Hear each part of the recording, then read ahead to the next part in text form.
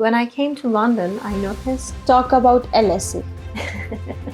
LSE was quite a dream actually. I was living in Poland. It was so hard compared to what I have here right now. How do you make friends as an adult living in an abroad country, by the way? Gaining friends is really, really easy. I met you the last time. Is that small notebook that you have, asking questions, collecting so many notes. How did you find this idea? Because this is amazing. My journaling habits helping me with. How you traveled in under budget. I visited 8 countries. Wow. It was like so crazy. Tamanna cooked me dal. That was like first time that I tried. What's that moment for you when you realized, oh wow, my life changed?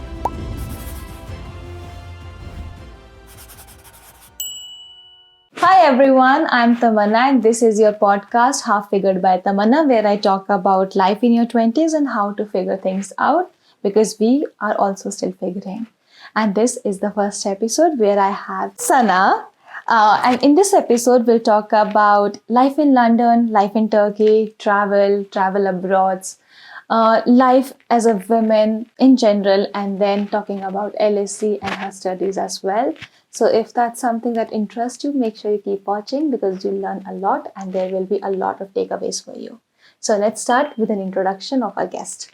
Hi, Sena. Hi, Tamanna. How are you? I'm good. You? Good as well.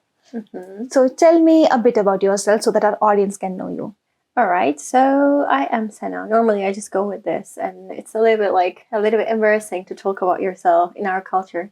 But overall, right now, I live in London and I do my master's in LSE. I work part-time job in London, and I also do another remote job from my own country as well. So that one is a little bit more to my field, I would say, because I do research assistance at that one, and I like it. And in this one, I'm just like serving people to figure out my life again, because I am the one also trying to figure out my own life and trying to make my life as well. So this is what it is. Yeah. Any more questions? No? We'll ask you so many questions. Don't worry about that. I mean, for introducing myself. I think one thing could be where you are from and when did you move to London? Okay, so I'm from Turkey. Not Turkey. Sorry, I'm like, it's too common that still people say Turkey. But we changed our international name, Turkey, because Turkey sounds like the bird, which we call Hindi. And so I live in a city really close to the capital as a hometown, but at the same time I was coming from the capital itself, which is Ankara, was working there in a really good government job, which is no longer available right now because they closed my office. But it's okay, it's all right. It turned me out here. So everything is actually everything is actually for one path, I think. Sometimes you don't know the logic behind, you don't know the knowledge behind. It's just God's way to just guide you, because you can't guess such things, actually. So it was something that turned out to be taking me there. So I like it eventually at the end. But so I'm from Eskişehir. That's nice. Now let's talk about LSE. I think most of the people watching this might know what LSE is, but for the people who have no idea what LSE is, what would you tell them about the college? Okay, so it is a well-ranked university overall in the world. I wouldn't only say UK, I would also say like overall, because for social sciences it was very important. I was studying international relations for undergrad degree. And it was my second grade, I guess, in one of my classes. If I remember correctly, it was international law. And my professor was talking about LSE as one of the schools we're actually studying international relations as a matter.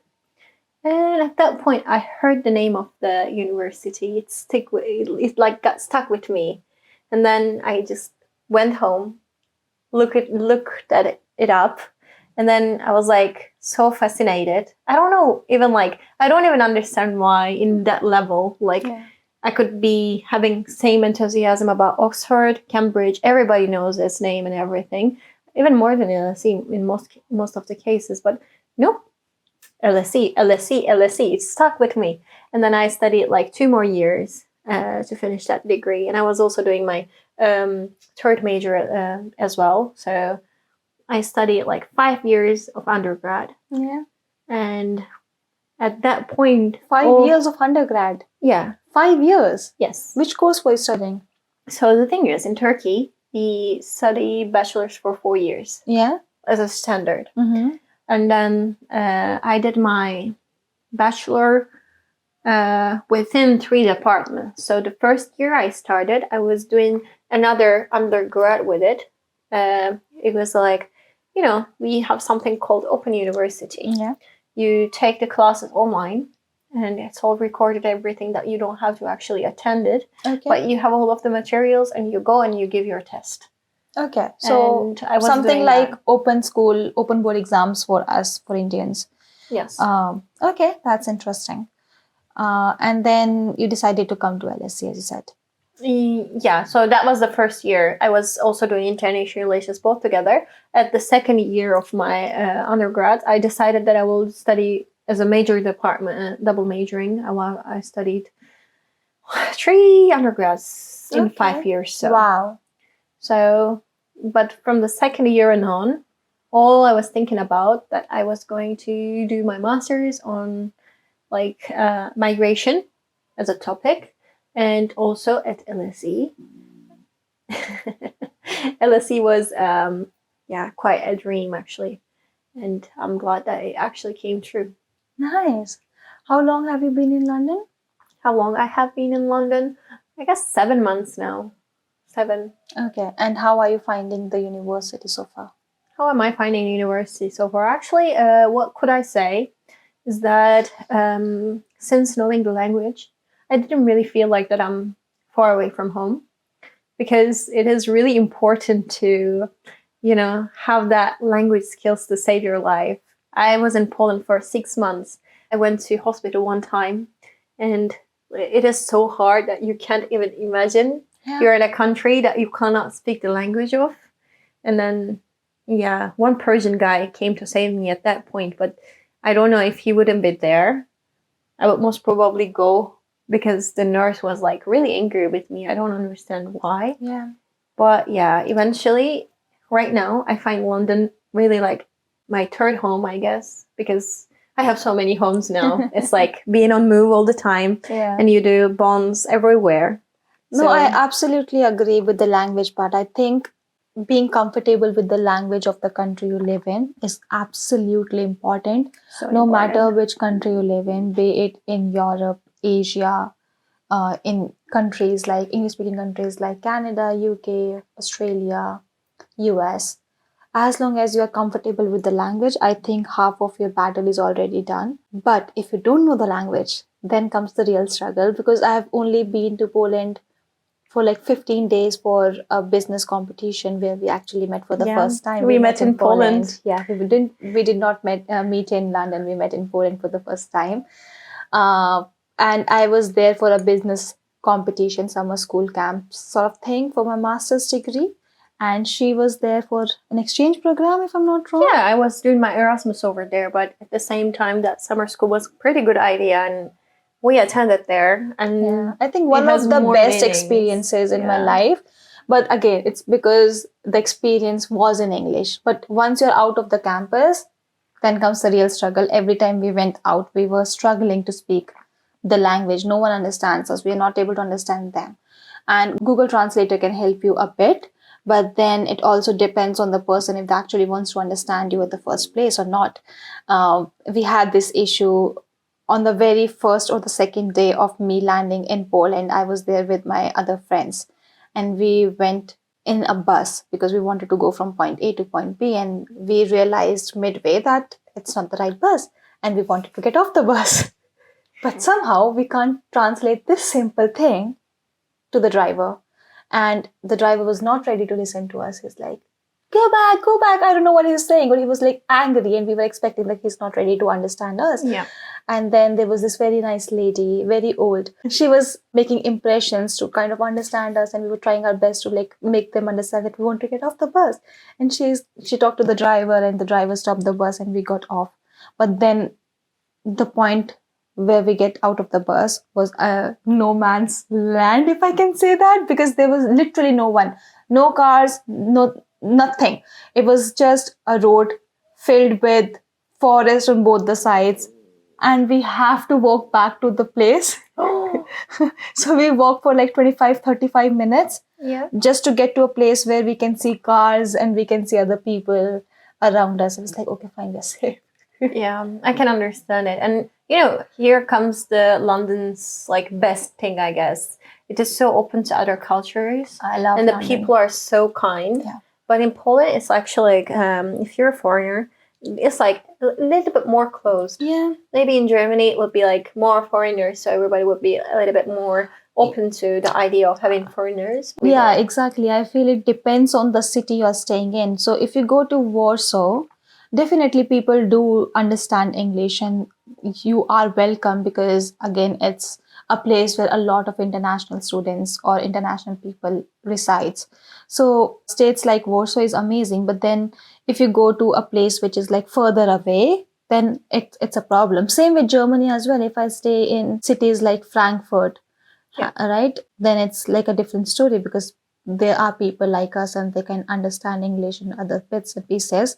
But then if I stay further away in a countryside area, it might be an issue. Yeah, I think it could be the same thing with England as well because we live in London. London is an amazing city to live in. But I don't know if I live in a countryside, how open people would be to me, even though we speak the same language. So that's a question that I think will remain. But England as a country, I love it. London as a city, it's the best thing. Definitely, I agree. And, you also like have lots of opportunities to meet people like-minded. Yeah. And in countries like, I'm talking about Poland because that's my experience. It was like much more harder. And especially like people can recognize you. Yeah. Sometimes by color, sometimes by hijab. And, it's actually sometimes a weapon against you. It is used as like, and what you experienced most probably with that driver was actually a little bit of racist mindset, I assume. Could be. Yeah. And I also experienced this kind of weird things. Yeah. Old aunties, especially in Poland, they used to stare at us on the bus. It was like so to the point I was like so used to it. I understand. Yeah. I think people sometimes kind of make it a bit difficult to kind of being accepting of other people's thoughts, beliefs, and way of living. Mm-hmm. But yeah, I think you'll find it like everywhere. It just depends on the ratio of it. And okay, now coming back to another bit of your university life. Mm-hmm. Do you feel acceptance in LSE? And is it the same thing as you said in Poland? Do you still feel like you're different considering? Well, to be honest, I will again start with Poland because, I was aware that I'm going to something different. And it was like my first time without my family going abroad and then being there on my own. I knew that people would react differently. And I was like still finding it quite easy to live, I guess. Yeah. It was like easy to find halal food and everything. It was fine. When you were speaking English, you were able to find some people who does. Not everyone. To be honest, it was quite surprising that even the young generation doesn't speak it much. Yeah. But overall, you were able to find. And when I came to London, I noticed that what I was living in Poland, it was so hard compared to what I have here right now. The ease of finding the food that I want over here, and then the acceptance that I get over here. Yeah. I have like never faced any issues with my hijab over here. And then I was like super shocked actually. I was like not expecting this, and I saw lots of people with hijabs, and now we have like prayer rooms everywhere. Yeah. And I never felt like I am actually in another country. Yeah. It's just like people are living all together, and in most of the scenarios, you're living in a like institutional places, and you would be like fully accepted, and they would be so eager to include everybody. And I mean, at workplaces, it is sometimes a hassle, I would say, but eventually, the inclusion is like amazing compared to Poland. Here, I'm like, I feel like that's my home as well. Yeah, I think for me as well, since I am living in London for almost 4 years now, and touch wood, I don't think I've faced discrimination as such on who I am and my identity and stuff like that. Because here people just do not care about your background. As long as you're nice to them, they're nice to you, and that's the end of the story. They do not want to know where you're coming from. They have no idea of your future plans. They are nice in the moment and they're expecting the same from you. You make some amazing friends as well living here, but then depends on how you want to kind of live your life, right? Now that we're talking about friends, I want to understand, how do you make friends as an adult living in an abroad country, by the way? Yeah, that's actually a really good question. And what I would recommend people is that, you should actually know yourself first. Because if you know what you like, then you could find a like person much more easily. For me, how did I find my friends? Firstly, there is university, there is workplace. So in those kind of places, I always like ask people how are they and everything. And then when you start to like communicate, actually, you find that common base that you can actually like move around with those people. You like the same thing. For example, we met in Poland, and I used to watch a lot of Bollywood movies as a teenager. And at that point, she had like two more friends actually. Vasundhara was there, Rohini was there. Yeah. So like I was there and then trying to like tell them what I know in Hindi. And they liked it pretty much actually. And then we bonded over this. So like, you know what you like? I used to like Bollywood movies as a teenager. And I used it like for gaining friends. And gaining friends is really, really easy. But keeping them is so hard. Absolutely. I would also tell this, but I would also recommend people to like, attend to some events. Yeah. I attended so many events in my university. And I keep in touch with some of people still in this time. And, what I also recommend hobbies, which you can do as a group. Yeah, absolutely. I do like to do crochet. I mean, I'm not best and I'm not really, really good at it as well, but I have my friends. And like, there are times that we actually sit together and then crochet together as well. I teach my cousin. I mean, I tried. And then I don't know myself that much, but anyways, I tried, as I said. Yeah. So finding this kind of things and using like it for your use is quite nice. Yeah. And what I also think, like lots of people say, oh, you don't have many friends, have like, even if it is couple, find the proper ones. I don't agree with this. Because, every person is different and every touches they make to your life is also different. Yeah. So the more you have, the more you are like inspired, I would say. So maybe like keeping in touch with everybody is so hard. Yeah. Even for myself. Especially living in London.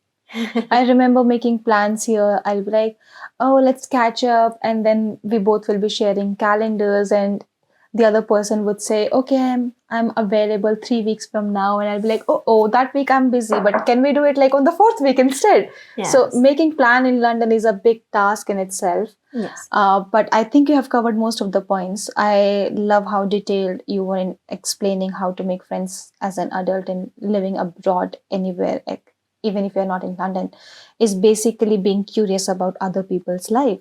Like, I can be friend with you if I would love to know more about you. and vice versa as well. And then we'll see if we have some common grounds where we share some interest and talk about that. And that's like a starting point of any friendship. Exactly. It could be anything. But then you'll reach to that point once you start talking, once you show interest in other person's life. I think that's the very basic starting line for any of us. As you said, attending networking sessions, events. I recently started attending a lot of events. I follow myself as well. Yeah. Don't forget to follow her. She's really doing interesting stuff. Yeah, I actually am trying my best, honestly, to explore new hobbies and ideas and pursue different interests. As a child, I always thought I would do it someday. And then once I started earning money, I feel I just got into that corporate hustle where I just focus on getting ready for office, coming back, making food and sleeping. That was my life for the longest period. And then I realized it's time to break it down and go out of my comfort zone. Definitely. And yeah, I'm trying my best to kind of explore new events. And everywhere, I'm not even kidding, everywhere I make at least 2 to 3 friends. Yeah. And that's an absolute way of starting. The first common point for all of us would be the event that I'm in. If the person has signed up for the same event, that means we have that thing in common. Exactly. And that's a good point, right? And that's how we started. Yeah, that's how we started. We have like interest in summer schools, living abroad, Bollywood, business, travel, because we both love travel as well. Exactly. I have recently completed, I think 16 countries so far. What about you? I think you have covered a lot as well. Around 10, I guess. Yeah. 10, 11. I'm not really sure, to be honest. I need to count that, but I'm not going to do it now. But what I actually wanted to say, that you touch upon something really important, comfort zone. Yes. I think that's something we should really talk about. Absolutely. Because like being out of your comfort zone is something which will take you like further in any aspect of your life. Not only earning your friends, not only about like your degree, not only how you are actually developing your personal self, but in every aspect. Yeah. So when it comes to friendship, sometimes we feel shy. I feel shy. And, you know, I always kind of set up goals for myself that I actually need to accomplish. So I work in a service job, and the last goal that I set for myself was one uncle. So he had some batches at that parts. And then I was actually quite curious. I was like thinking, is he a diplomat? Is he from another country? And then actually, serving for that country in a diplomatic way. Since I did international relations as my bachelor, I was like pretty interested. And I mean, I could let him go. I was quite shy to ask, but I just set myself a point, and I have to reach that now. I was like, okay, I'm gonna ask it. So I asked him. He was the kindest, sweetest person. Actually, he came. He explained every single batch what it was for, and he turned out to be a not diplomat. But what I did, I was like coming over my shyness. Yeah. And in this way, you can find people in your life as friends, as relationship, or like it's in a way of networking as well, so professional. So it's pretty important that you are coming out of your comfort zone within the communication for finding new people, and also for other things as well. I think one thing which I really adored when I met you the last time is that small notebook that you have of asking questions from people and then collecting so many no's. Oh, yeah. Which is something not a lot of people do. So let me explain that to you. She has a very small diary in her bag all the time, where she keeps a note of people saying no to her. And she tries her best to get as many no's she can get as possible. And that way, she is getting out of her awkwardness to ask questions, being shy or getting away from people, right? Yeah. Tell me more about it. How did you find this idea? Because this is amazing. I would love to kind of do it for myself as well, because I get very shy asking random people random questions. Exactly. So tell me more about it. I mean, I was inspired by Instagram. I unfortunately don't remember who started that, but it became quite viral, I guess. And then later on, I was like, okay, the worst that you can get in most of the cases is a no. And I am also trying to get over my shyness. And I'm not actually quite a shy person. I'm like quite comfortable talking to people. Yeah, exactly. But still, inside of me, each and every time I would get excited. Yeah. Before asking questions and everything. And I just wanted to make it as less awkward as possible for myself. So I was like, okay, lots of people are doing it. And I saw those videos, and it was not only one, that was so many people trying the same thing. And I was like, you know what? I'm going to do it as well. At least I will have a record. Yeah. I kind of love journaling. So I record my things. I think I like data in general, so I'm just like collecting data of my life in that sense. Because if you collect them, you see that. Because like we are living that 24 hours, just like feels just so normal. So in that way, but it's like all unique experiences. Yeah. And you won't understand how much you do if you don't look at it like backwards. Yeah, absolutely. So that was like, what is my journaling habits helping me with? That how my life is. So whenever I have my blue, really nice small journal that I write down my things. What I did Duolingo lesson, write it down. I did a hair care session, write it down. I came to meet with Tamanna, write it down. And I went to work, write it down. And at the end of the day, if there are more things in that book, in that page, in that specific day, I will be feeling more happy because my life is not wasted. Yeah. And so it's like so nice because you can see sometimes you need to feel guilty about those things to have that action sometimes. Yeah. And it's still... This is actually very nice. Like, for example, if you have a low day where you're not feeling your best, you can just open your diary, any random page, and you see like things that you have done on a particular day, and you'll be like, oh wow, I have done all of this. And maybe that's the life I want for myself, and I want to keep on doing that, right? And you kind of feel better in a way, like, okay, fine, I know I'm feeling sad, but let's just take a moment to feel okay and start doing the things that I love. Yes. And then also sometimes when we are not feeling our best, it's always a good motivation point for us to kind of look behind and see how far we have come in all the factors of our life. Talking about how far we have come. Tell me more about your life in Turkey. My life in Turkey, quite nice. I used to live with my parents when I was doing my undergrad. I didn't want to cause them any trouble. I come from like middle-low family, I would say. So I didn't want to study in another city because it is either way that you are going to live with 4 or 6 people in a room, which was like quite a little bit irritating for me at that time. Right now, I'm a little bit more open. At the same time, I still want my privacy as well. But yeah, at that time, I was like, okay, this is a no-no for me. And I decided that I would stay with my family, but I would focus on my studies. So I said, okay, I'll just create a life outside of the home, which was like, that's why I studied 3 degrees, actually. Keep myself really, really busy. I first started with unclarity, I would say. I wanted something else for me. And I knew English back then. I didn't have to go to prep school. I was like, okay, I'm going to do something about aviation. And then it didn't turn out the university that I wanted. And then I turned out to be much more like political person, the political science, international relations, that's what I did for my bachelor's.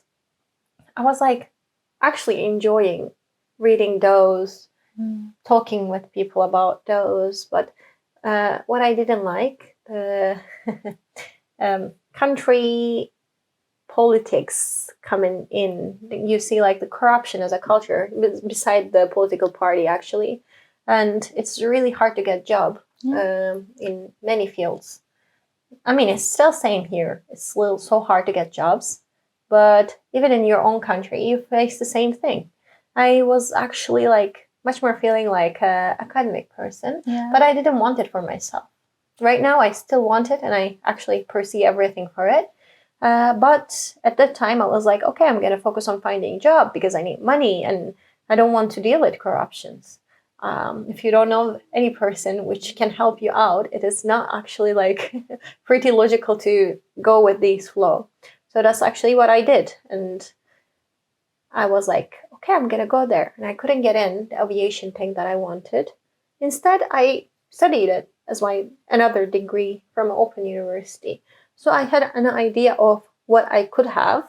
And then the thing that I studied, I liked it so much. I enjoyed it so much. And then I understand, okay, that was the God's plan. And I didn't actually understand it. I cried it over a lot. And then now I understand. I studied this one. And I was feeling really unhappy. What aerodynamics? I don't know anything about physics. I can't do physics. And then, at this part, you find that sociology, anthropology, politics, I was like so enthusiastic about it. I loved it. And I was like, at the first year, I was like, no, I'm going to do something business. I'll do private. I won't do public jobs. I won't do, I won't be busy with politics. And I was just like holding on my marks for my Erasmus only. Not to get in an academic position, but for Erasmus, because I really wanted to travel. And if you're coming from a little bit, a financially lower background, you don't have that opportunity a lot to travel. And that was my time. That was the thing that I could do, because with Erasmus that you can get funded for your way of living. Mm-hmm. And that's what happened. I got in the Erasmus, you have all of the marks. Yeah. I ranked first in the faculty for my English. And then I was like first in my department with my normal marks as well. And I was able to choose any country that I want. But living in Anatolia, they didn't have a lot of good agreements with other universities. So the best I could choose was Poland. I was like, okay, I want Poland because I know a little bit of Russian. They have similarities. And then later on also it's Central Europe. It's easy to travel. It's cheaper. That's what you would like. And eventually I traveled on a budget.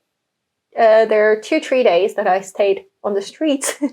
Or there are so many times that we actually stayed over people's houses that we didn't even know before that. Wow. It was so crazy. But I visited 8 countries. And then when I go back to Turkey again, I even saved up from my, found. Yeah. So actually it was pretty nice, really good experience. And I had my best friend with me. That really helped out a lot as well. Because you're in a country, you can't speak the language and you're alone. That would be really, really hassle. Yeah. At least I had good friends at that time. And also that's nice. Where we met. Yeah. This is I think 3rd or 4th time that we are saying that we met in Poland, but yes. Yes. You mentioned about traveling, right? And yes. How you traveled in under budget. I think that is something I would love to know, because I feel there are so many people who feel like they want to travel, but they just cannot because of money issues and budgets. Yes. So tell me more about how to travel under budget. Okay, so it's actually about how people have their experiences. For me, walking and wandering the city is really an amazing thing. Yeah. And prioritizing the countries would be one of the best things that you could do. So there are so small cities. Prague was one of my dream city to visit. And it's Which one? Prague. Oh, I love Prague. Prague. Yeah, Prague. I love Prague. So it's walkable city. Yeah. You don't have to pay a lot for transportation, and transportation takes a lot of money. Mm-hmm. It's actually one of the biggest things. So choosing the countries would be one of the best thing. But actually, the biggest hassle for people like me with not having that strong European passport is visa. Yeah. So if you got a Schengen visa, it is really nice to go visit European countries while you have a visa. And the transportation within Europe is quite actually easy. Can I name brands? You can, yeah. So Flixbus is one of the lifesavers. Ryanair, one of the lifesavers. It's quite cheap. It's quite cheap to find tickets, or even sometimes under 10 euros. which is not actually much. We pay lots of more money within traveling cities in the same country most of the time. Yeah. And what we used to do with my best friend, that we used to book tickets at night. So you can travel in the morning, you can walk around, and then at night you could sleep on the bus, and you'll get another place, Yeah. and then you don't have to pay for hostels or hotels anyway. That was one of the smartest things that we did, but at the same time, dumbest thing, because it comes with tiredness. Yeah. And you're like on move with your backpack all the time. And you need really good friend to go to travel with as well. It's like one of the most important things. So in that sense, if you have a good friend, it will take you a while to get yourself together before every single photo, because you need to do like some makeup to cover your tiredness and everything. But eventually you will see lots of places. I mean, you also have to like prioritize what you want. You want comfort, and then you want holiday thing, then hostels are not the worst things. Yeah. You can take your time longer in that city, and then you would actually like travel more around. Explore, and then you don't have to be tired all the time to just try to finish it in 1 day or 2 days. That's like one of the things. You have to decide what is more important, your comfort or your enthusiasm to see places in short time. Yeah, absolutely. I think the people who are watching this, if you're from India, I understand it's even more difficult for us to get a Schengen visa, at least for now, because the time period of the waiting period is actually way too much. Yeah. It goes like for months just to get the appointment, and then there is no confirmation that you'll get the visa after the appointment as well.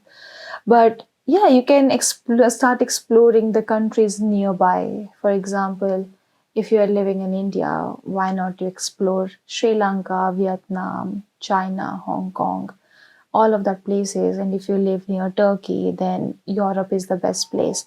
And if you have a Schengen visa, I think Europe is very nice. She has covered very great tips and tricks already, saying you can utilize night for traveling. In that case, you'll save time, but then also you'll have one less night to pay for in hostels. Yes. Amazing trick. I use that myself as well. Really comes handy when I'm planning budget travel for myself. I'm not sure of a lot of Asian countries from my personal experience, but Europe is kind of safe for girls in certain aspects. Again, I have been lucky that I don't have any bad experiences as such, and neither any of my friends other than the one in Poland that we shared already. But I have pretty good experiences living in the UK and traveling in Europe.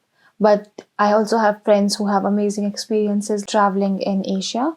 So that's nice as well. For women watching us, I think you should start small, but then start with a friend, preferably. But if you can't, then maybe do your research, see the areas which are safer for you to travel solo as a woman, and then start exploring there. And once you get used to it, I think you build a habit of traveling alone or with friends to one place to another, and you get used to it. It's like a habit and a skill that you build over time.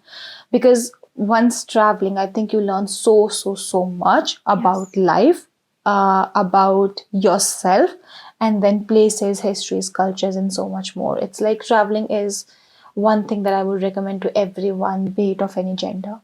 Definitely, I agree. It just changes your perspective somehow, I believe. Yeah, and you understand you're actually in a whole world.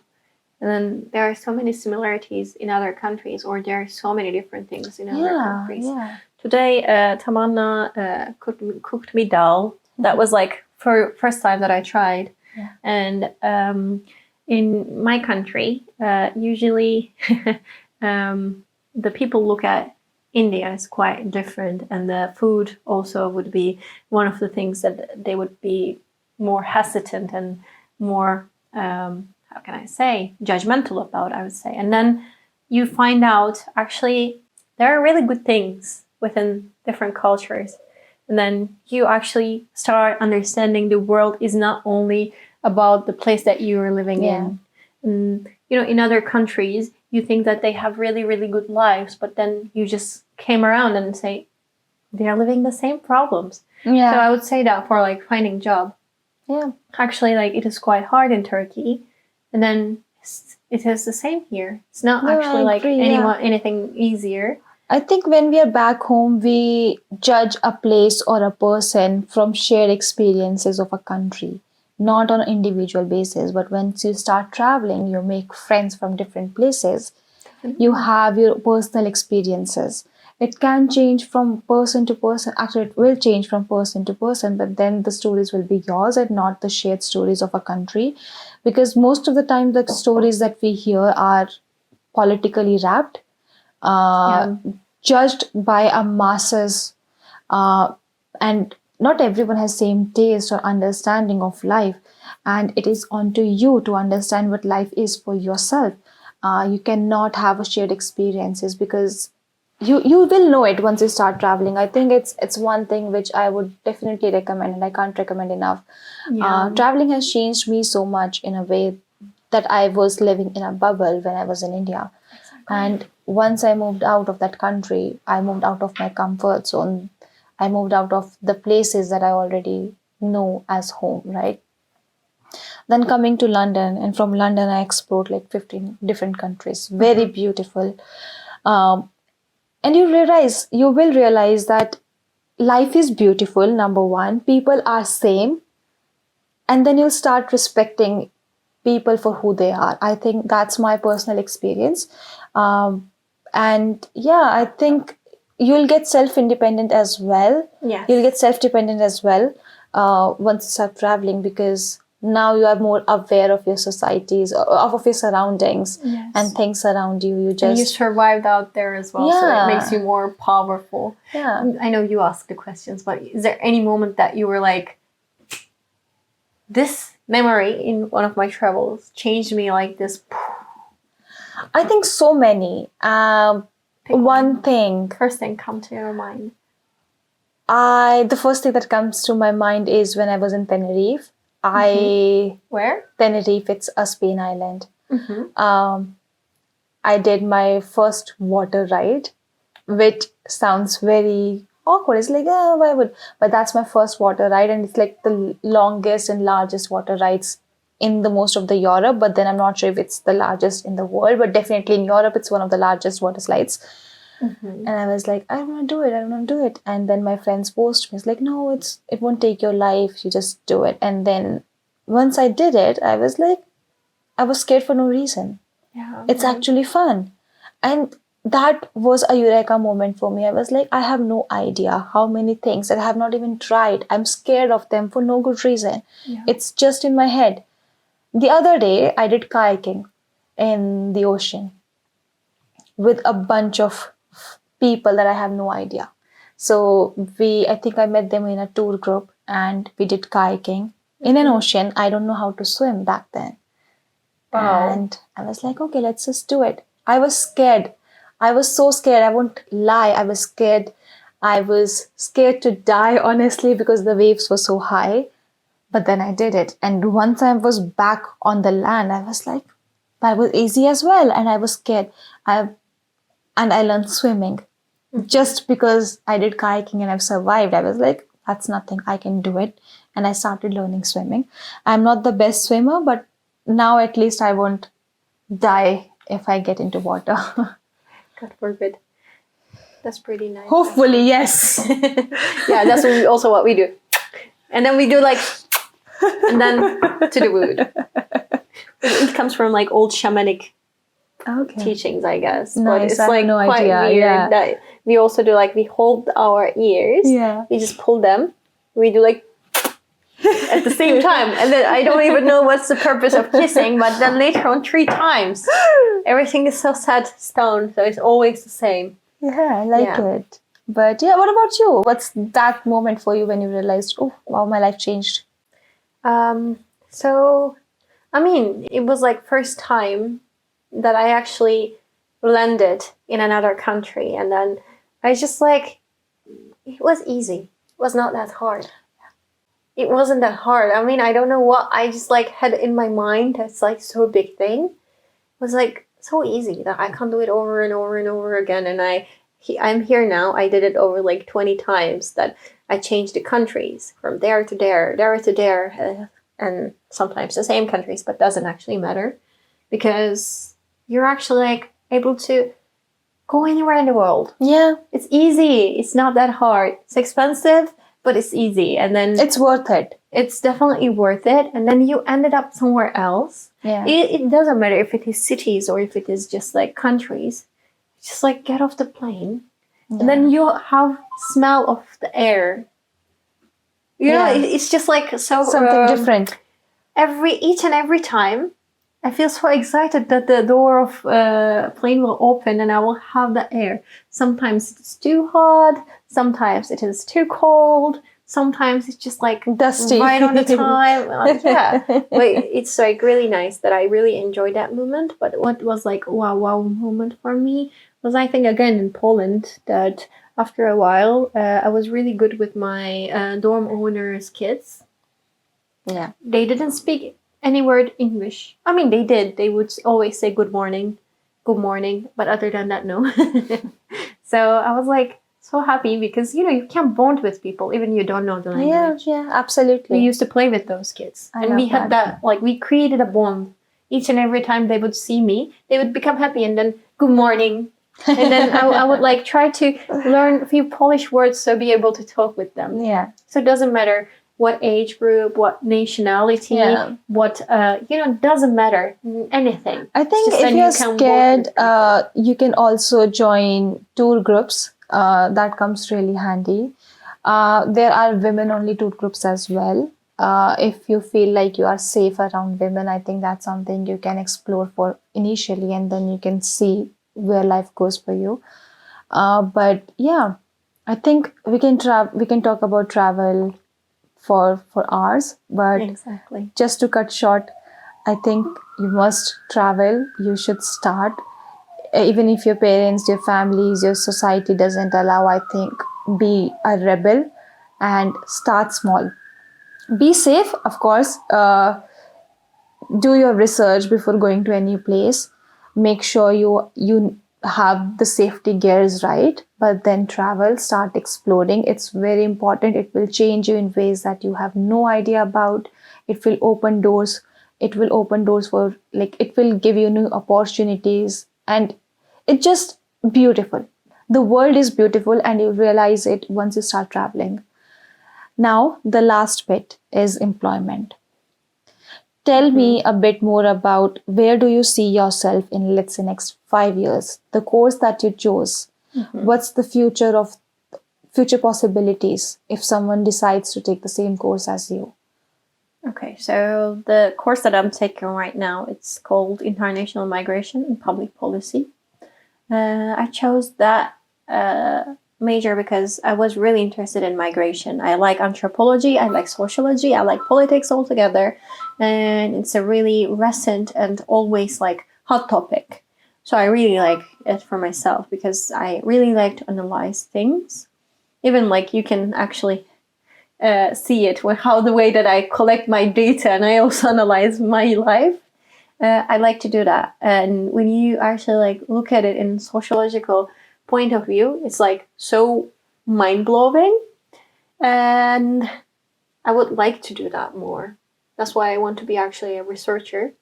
I want to continue in academia. That's like my aim to do right now. Yeah. And I mean, sometimes it is not that easy to just follow one goal because sometimes you have more opportunities around sitting for you. You could choose private things as well, like, you know, just consulting, or you can just work at civil service jobs. You could work in admin works and everything. Yeah. Eventually, for myself, it happened actually. I got really opportunity with a government job, and I was like, okay, I'll take my time. I was having that in my mind. LSE is really hard to get point. Yeah. And I was like, I am not ready for it yet. I'm not good enough for it yet. And then I was like, okay, I'm going to take my time. I'm going to work. And at the same time, I didn't actually stop. I want to courses about migration at the place where I am actually working right now. Nice. So like, you never know where the opportunities come from.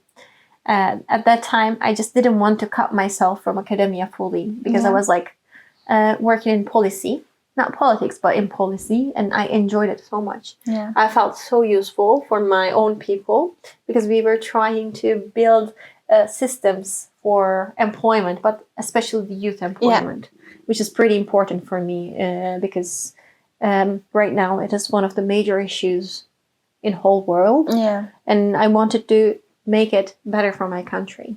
And when I was like doing my internship, I was like so idealist and I was like so enjoying the moment at that point. I was like, yeah, I want to work here. And I was working there, but at the same time I had that immigration. I want to study immigration. I want to study at LSE. I want to study in world ranked universities. I want to achieve more and more. And I was like, what I'm gonna do? I'm earning enough money. I'm really living a good life. I set something over here, and it's so hard to like keep being on move yourself as well. Right now, for example, I go to some shops and I see like so many like home decorations, and I'm like, so nice. I want to have that, but you're just thinking, what if I have to move? How am I going to put it in 25 kg of luggage? And then I postpone so many things like this. And still, it is the same. If there is an opportunity, you just take your chance over there as well. But in my mind, that I am like keep following my path to academia, but I am halfway there. Nice. As the podcast says, halfway. I don't know what it is going to be for me. So, but if we are in a journey, we'll figure things out one step at a time. What I would just recommend that, people to look for their opportunities. And then what I would also recommend, create your opportunities, because if you sit there, it won't come to you. Absolutely. You have to go there, and you have to find the balance to keep your mental well as well. And it's so hard. And I can understand it will be really hard, but I mean, we have to accomplish the hard. I love that. I love how you put it. Because life is hard, but it doesn't mean that, okay, it's hard, so I'm not going to do anything. We have to fight against, we have to earn things, and we have to like play with things, actually. You need to observe what you like. So for myself, I did so many internships in so many places. And then I was like, I'm not going to work in that. I'm not going to work in there. I like that so much that I could use it later on. So I did like one of my internship in finance. And I mean, I'm not really good with like numbers in that sense, but right now, whenever I'm applying for jobs, it is one of the things that I use most. Because I manage some economical activities. It doesn't matter I like it or not like it, I still use it for marketing myself. And I think that you should be giving that lecture about like how to market yourself as a person who works in marketing and how important it is, especially for jobs and interviews. I think I love the points that you have mentioned, and definitely the way you present yourself to the world, to your employers, it matters. No matter how we say skills are the most important things, blah, blah, blah, blah, blah. I agree. All of that definitely is important. But then the first impression is, how do you market yourself? If you are an amazing person who knows how to, let's say, coding, or is good with policies, as in your case, but you don't know how to present yourself in front of a recruiter, there is no use, because in today's day and age, no matter what you say or you think, the way you represent yourself, the personal branding is important in every possible job roles, right?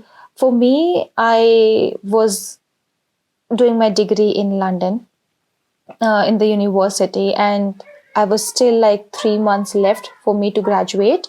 I got 2 job offers without even applying, just because I was very active on LinkedIn. LinkedIn is a very good professional platform for you to utilize. And I think make sure that you put yourself out there. It doesn't matter if you like it or not, as she mentioned. It is important and you should do it. Follow me as I will tell you more about how to make sure that your personal branding is on point. I will definitely be putting some content around that. And if you want it to come early, make sure you comment down below because we don't want to increase the length of this podcast. But I love that. Now, I also want to understand the job opportunities in the UK for the course that you're doing. What do you think about that? Well, to be honest, I really need somebody else to tell me that as well. Okay. I could say this one. Yeah, so still figuring out. So once you're done with your job, we'll invite you again so that you can talk about that aspect. Yeah, but for now, what I know, as I said, the consulting has a really good place in this field.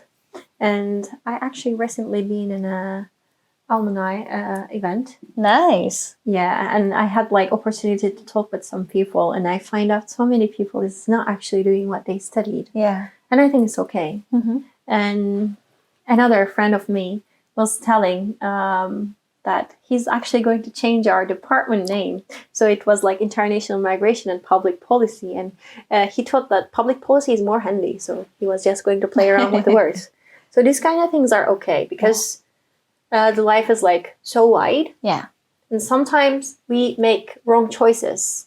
And sometimes we do right choices, but it doesn't work out at that time. So you can actually play around with things. That's why it is important to try as many things as you can. And then try to also transfer your skills for different areas. It's so important. Yeah. And like in that sense, you could actually fit in so many places, regardless of what you actually studied. And you would eventually find your way. I love it. Yeah. Basically that. Yeah. I love that.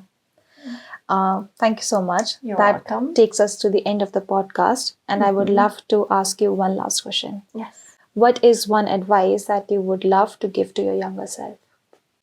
Okay, so sometimes I actually think about it. If younger me would saw me right now, would have like seen me in the position that I am right now in another country, and then trying to figure out everything on her own, and also like far away from family, far away from your closest friends.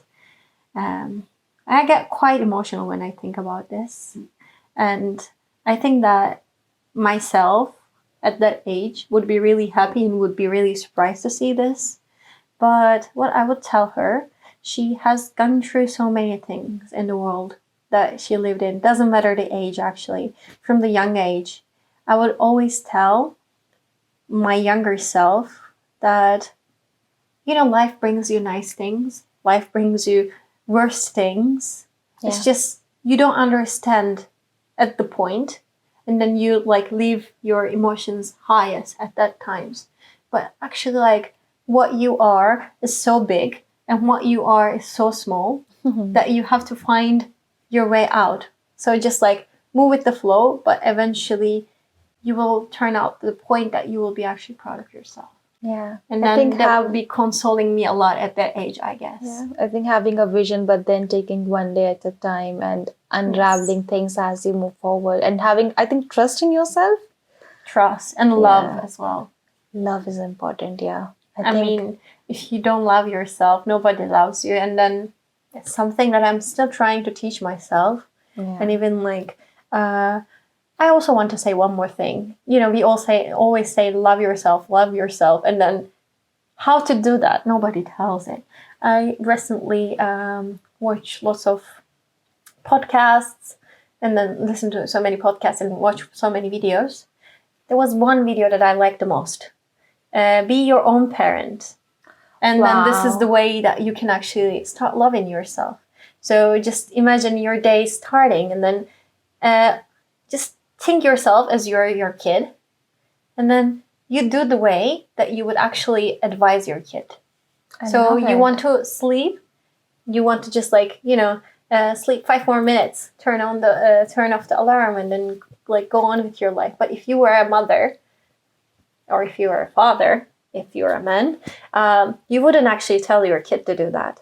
So in this way, you would actually build a better life for yourself, with all the love that comes from like the motherhood and the fatherhood. And sometimes we are not really lucky with our parents.